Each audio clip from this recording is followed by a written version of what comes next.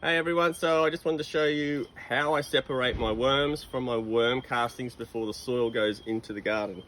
So this one here's one that I prepared earlier. So this was basically the one that was at the bottom.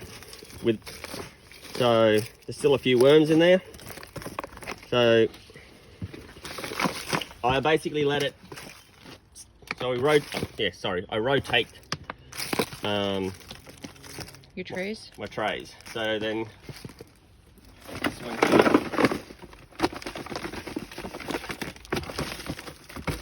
So that's ready to go in the garden. So then what I would do is which one do I want that? So to get when that one's full, it will now become your top layer. So then that one there will go on the bottom, because the worms will go to wherever the food is. And then that guy will go on top, and that one will come into use as that one fills up and becomes full. Full of what? So when it becomes, so at the moment that's about a month old, so it's halfway.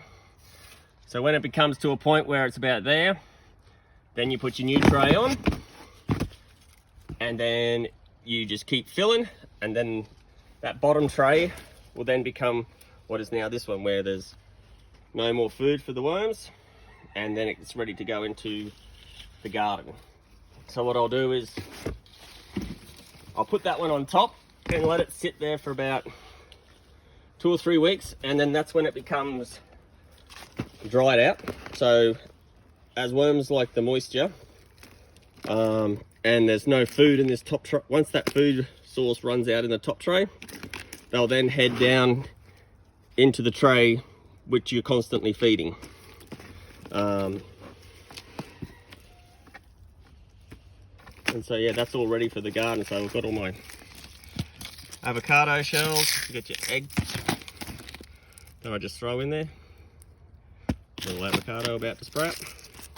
So yeah, that's beautiful worm casting. So there is still worms in there. So when you do put this in the garden, you're also putting worms in the garden, but then you're not playing with like this slop of, so like at the moment that's pretty wet, and it's probably not as fun to play with as when she dries out. But you can sort of see that the volume of food is decreasing now, but that's still pretty nice, isn't it, Tara? Yeah, It's lovely. Look at that beautiful worm soil. Now I probably could catch my worm juice, but there's only so much time in a day that you have time for, so it doesn't get. So you just leave the drain open? Oh yes, you got to leave the drain open. I had a day where I, some reason, closed off my tap at the bottom, and it filled up with water and drowned like half my worms. So that's when you drowned your worms. So that's a key point you should have mentioned. Drain open. Drain open, always. You got worm juice in your hair now. Great, the worm juice in the hair. Apparently it's good for you. All right, so tap open. Tap open. Yeah, let that sit on top. That'll then dry out and become your next lot of worm food. And then you can just put that in your potting mix. I just throw it in my garden. And then that's ready to go. So what other stuff can I mention?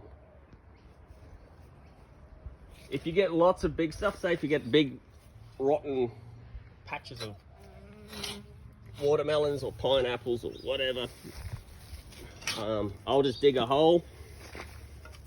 Oop, there's some, that's a rock melon and stuff like that that have just gone way too far to stick through a blender, so I just dig a hole and chuck it in. But there's my veggie garden soil. It's all nice, and there's worms in there. And then there's lots of And what else? I've just put a thin layer of grass clippings on it just to act as a mulch. I just haven't got to get tea tree mulch yet, but yeah, that'll just save the moisture and reduce the heat. Anyway, hope that was informative. Thank you very much and have a beautiful day.